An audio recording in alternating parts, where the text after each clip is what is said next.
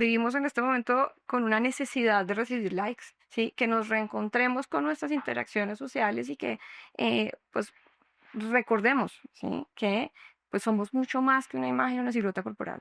Creo que estamos en una época en donde envejecer es un acto o es una conducta casi que reprochable.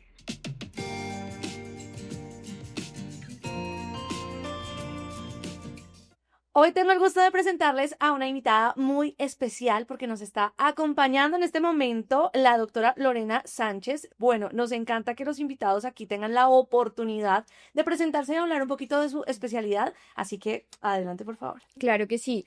Yo soy médica y psiquiatra de la Universidad Javeriana, salubrista de la Universidad de los Andes y he trabajado desde hace más de 15 años en psiquiatría. En los últimos 6 años he estado eh, enfocada sobre todo en la psiquiatría clínica y trabajo en la clínica del Contra y en la clínica de la Colina. Bueno, hoy tenemos una pregunta muy interesante para que ustedes en casa la puedan contestar a través de nuestras redes sociales, en todos nuestros posts, en todos los episodios de este podcast y que es la misma que le voy a trasladar a la doctora. Y es justamente si creen que la forma en la que se perciben, en la que sienten su cuerpo, tiene algún tipo de relación con lo que pasa en su cerebro. Doc, ¿hay relación entre cómo nos vemos al espejo, cómo nos sentimos, cómo nos vemos y realmente lo que está pasando, no solo en nuestra cabeza como cabeza, sino en nuestro cerebro como tal? Por supuesto que sí, claro que hay relación. De hecho, el cerebro es el centro de procesamiento de todas nuestras experiencias y a través de estímulos visuales, de lo que percibimos, de lo que sentimos, permitimos que nuestro cerebro interprete aquella realidad que estamos viendo en nuestra cotidianidad. Y la imagen corporal, pues, hace parte, ¿no? De estas expresiones, ¿sí? Que modula o regula nuestro cerebro, ¿sí? Hay una serie de estructuras encargadas de cada una de estas funciones, ¿no? Los centros visuales, el sistema límbico, por ejemplo, nuestro cerebro que se encarga de regular las emociones, la corteza prefrontal, que es este centro en donde planeamos, abstraemos, ejecutemos, pues por supuesto que nos permite hacernos, ¿sí? Una imagen y una autopercepción, ¿no? De cómo nos sentimos, de cómo nos vemos y de cómo creemos que nos ven el entorno. Eso quiere decir que el amor propio no solamente es un tema de lo que puede ser un imaginario, de lo que podemos solamente como percibir visualmente, sino que sí tiene una conexión con el tema de estímulos, con el tema de nuestras neuronas, con todo lo que está pasando, digamos, a nivel fisiológico en nuestro cerebro. Claro que sí. Y esa percepción se traduce en la manera como nos sentimos y cómo nos percibimos. Bueno, ¿en qué momento, Doc, uno puede empezar a notar que no está bien esa relación entre cómo nos vemos, cómo realmente somos y cómo lo estamos percibiendo en nuestro cerebro? Esto pasa por qué razón, porque muchas veces uno se va al espejo o las personas se ven al espejo, pero dicen, esto que estoy viendo no tiene una relación directa con cómo me siento, con cómo me percibo o con cómo realmente se ve en ese reflejo. Claro que sí, y hace referencia a la percepción de nuestra imagen corporal. ¿Sí? A veces cuando empezamos a notar de pronto mayores defectos y nos miramos al espejo, ¿sí? Empezamos a prestarle mucha más atención a esos aspectos con los que no nos sentimos cómodos. A lo ¿Sí? negativo. A veces puede suceder. Y ahorita ocurre algo también que pues hace parte de la manera como nos percibimos en la cotidianidad y es la influencia de las redes sociales y no lo podemos negar. ¿Sí? Hay una serie de estereotipos, de imágenes preconcebidas que hacen que pues tengamos, ¿cierto? Como un ideal de cómo quisiéramos percibirnos. Y esto pues por supuesto que también termina en algunas situaciones generando una percepción un tanto distorsionada, ¿sí? Pues de quiénes Los somos, filtros, claro. doctora, cuando uno está en cualquier red social y ahora creo que cada uno tiene los propios, que eres una persona completamente diferente con ellos y realmente después cuesta hilar esa imagen que realmente encontramos en el espejo, en un reflejo que es que no tiene, digamos que manera de perturbarse con estas que mostramos ante pues la gente, ante las comunidades, ante los seguidores y demás. Y creo que eso crea un choque especialmente para las generaciones más jóvenes. Claro que sí. Vivimos en este momento con una necesidad de recibir likes, Y esto sí puede generar, ¿sí?, una preocupación que en algunos casos puede ser excesiva por lo que nosotros quisiéramos, ¿no?, mostrar con nuestra imagen corporal. Y esto del amor propio lo hablábamos en el capítulo anterior con nuestro invitado. Es cada vez más difícil porque antes el amor propio era tener autoestima, quererte, querer lo que hacíamos, pero ahora está un poco también bajo la presión de que es que te tienes que querer como eres, pero tú realmente no sabes ni siquiera cómo eres porque todas las imágenes que tienes están un poco distorsionadas en algunos casos y en algunos pacientes. ¿Hay alguna herramienta que podamos manejar para que ese amor propio no termine siendo una presión más que termine afectando finalmente nuestra salud mental, doctora? Definitivamente, yo creo que es importante que a veces tomamos un poquito de distancia con estas imágenes preconcebidas de lo que debería ser, ¿sí?, una silueta que pues sea atractiva. Y en la medida en la que tomemos estas distancias saludables y nos reconozcamos, sobre todo con este equilibrio de lo que puede significar la corporalidad, pero pues armonizada con nuestras habilidades, con nuestras características individuales que pues nos construyen, ¿sí? Y que constituyen pues, ¿no?, todas estas herramientas para hablar de amor propio. Es decir, cómo podemos empezar a entender que el amor propio no hace referencia únicamente a nuestros aspectos físicos, sino cómo se complementa nuestra corporalidad con pues, cada una de las habilidades que hemos adquirido y que nos hacen diferentes a unos de otros. ¿Cómo identificar si esa persona que está en mi entorno, y llámese hijos, amigos, familia, personas cercanas, tienen esta distorsión de la realidad o si solamente se están empezando a fijar en esta corporalidad? ¿Cómo determinar, doctora, cuando esto ya no solamente es un tema sano de "Ey, me quiero ver bien, me quiero ver, quiero que me guste lo que veo al espejo", y ya se empieza a convertir un poco en un tema de obsesión y que puede derivar en problemas más delicados? Claro que sí, a veces empezamos a identificar, ¿sí?, cómo algunas personas empiezan a tener preocupaciones excesivas. Hay un término para eso, lo llamamos preocupaciones mórbidas por nuestro aspecto corporal. ¿Sí? Cómo empezamos a fijarnos exclusivamente en estos defectos físicos y esto empieza a estar alineado con algo que llamamos las distorsiones cognitivas. Nuestro cerebro empieza a percibirnos o en el caso de algunas personas que tienen estas situaciones, empieza a percibirse en su corporalidad anormal, amorfo, diferente, y esto empieza a generar un grado de insatisfacción, un grado de sufrimiento emocional. Y el proceder de cada una de estas personas cuando sienten que hay este tipo de situaciones que les aquejan y les generan malestar, pues empieza a girar en torno a este malestar.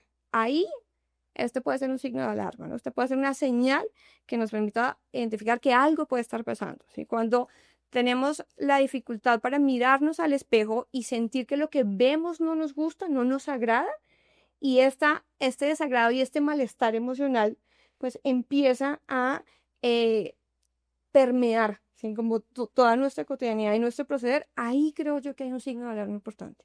¿Qué hay que hacer en ese caso? Si yo como cuidador o como persona de esa red de apoyo empiezo a notar justamente esas preocupaciones excesivas y demás, ¿qué debo decirle a esa persona? Inmediatamente debo decirle, "Hey, hay que pedir ayuda terapéutica profesional, hay alguna herramienta que podamos tener, digamos que para poder ayudar en estas situaciones". Usualmente estas preocupaciones están acompañadas por otros comportamientos que empiezan a llamarnos la atención, ¿no? Son estas banderas rojas que nos dicen aquí algo está sucediendo. Porque si esto empieza a acompañarse de restricciones en la alimentación, si vemos que aquella persona que está teniendo estas sensaciones disminuye las porciones de sus alimentos, empieza a ser selectivo con los alimentos que consume, elimina los carbohidratos, restringe o elimina algunas comidas, el desayuno, el almuerzo, la cena. Si empieza a haber una preocupación excesiva por la actividad física y pues este tipo de comportamientos claramente interfiere o entorpece, de hecho, ¿sí?, el funcionamiento cotidiano, claro que es importante. Es importante que podamos primero hacer preguntas en torno a qué puede estar sucediendo. Porque a veces sucede cuando empezamos a reconstruir historias, ¿sí?, que en casa, ¿sí?, se empieza a contemplar o a pensar que esta es una conducta saludable, ¿sí? Empezamos a notar que nuestra hija, nuestra hermana, nuestra prima, pues hizo manifestaciones acerca de querer comer mejor, acerca de querer tener una alimentación saludable. Acerca de hacer mucho Claro. ejercicio. Entonces, inicialmente se percibe como una conducta saludable y por eso puede pasar inadvertida. Hay otra cosa que también ocurre y es que puede haber una especie de aislamiento social, ¿sí? Ya no hay un interés por acudir a actividades sociales que impliquen comer, ¿sí? O actividades sociales que impliquen una exposición de la silueta corporal. Entonces, si empezamos a identificar eso, por supuesto que es importante preguntar, ¿sí? ¿Cómo te estás sintiendo con tu cuerpo? ¿Sí? ¿Cómo estás sintiéndote con la comida? ¿Sí? He empezado a notar que estás comiendo menos. He empezado a notar que estás haciendo mucho más ejercicio, pero siento que no lo estás disfrutando. ¿Sí? ¿Hay algo de lo que quieras hablar? ¿Sí? ¿Te puedo ayudar? ¿Podemos de pronto buscar algún tipo de ayuda en ese sentido? Creo que son preguntas que es importante que nos hagamos de la cotidianidad con los nuestros. Y es importante mencionar, Doc, que esto no es algo que acuñe netamente a mujeres o que acuñe netamente a una población joven, sino que estamos hablando de que este tema del amor propio y de las variaciones de cómo me percibo, cómo me siento, según lo que está pasando en mi cerebro, puede aplicar para cualquier edad. Y siento que también es un poco que la gente sepa que no está sola si no está en sus 15, 20, 30, pero está empezando a experimentar estos pensamientos o está empezando a tener estas diferencias entre cómo me veo, cómo me percibo, cómo me siento. Claro que sí. Y de hecho, creo que estamos en una época en donde envejecer es un acto o es una conducta casi que reprochable, ¿sí? Y por eso, como tú bien mencionas, pues esto es un comportamiento que atañe no solamente a las personas más jóvenes, a nuestros niños, a nuestros adolescentes, sino que nos puede ocurrir en cualquier momento de la vida. Y claro, pues por supuesto que es necesario que empecemos a prestar atención, que empecemos a tener un uso saludable, sobre todo de las redes sociales, ¿sí? Que nos reencontremos con nuestras interacciones sociales y que pues recordemos, ¿sí? Que pues somos mucho más que una imagen, una silueta corporal. Algunos tips que le podamos dejar a toda nuestra audiencia, a la gente que nos está escuchando y que nos está viendo, justamente para manejar el tema. Ya tenemos redes sociales, check, simplemente hay que reconectarnos.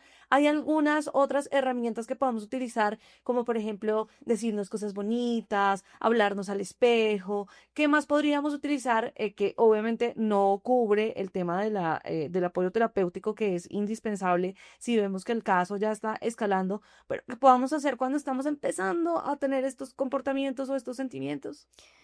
Creo que sí, y como tú mencionabas, además de las redes sociales, creo que es importante que volvamos a tener conversaciones saludables en casa, ¿sí? Que entre nosotros y entre nuestros familiares y las personas más cercanas empecemos a recordarnos, ¿sí? Cómo nuestras cualidades van mucho más allá de lo físico. Y yo creo que esa es una buena estrategia, ¿sí? Que empecemos a dejar un poco de lado, ¿sí?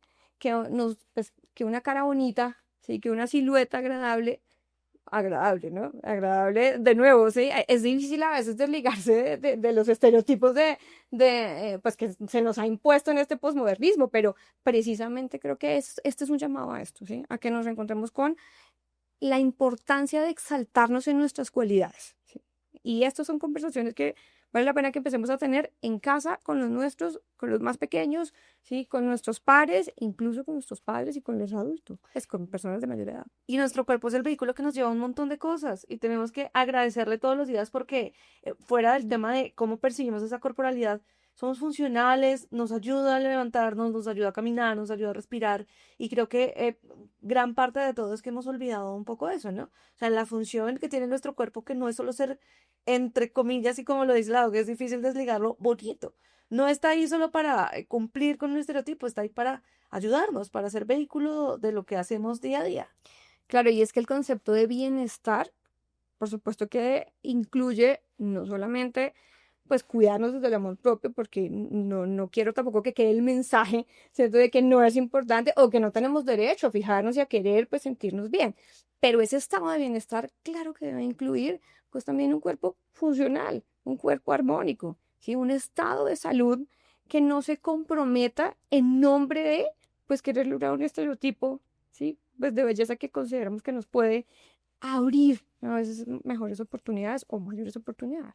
Y si esta conversación les causó dudas, inquietudes, si ustedes tienen preguntas, si dicen un poco de eso que han estado hablando es lo que yo siento, no duden en buscar ayuda.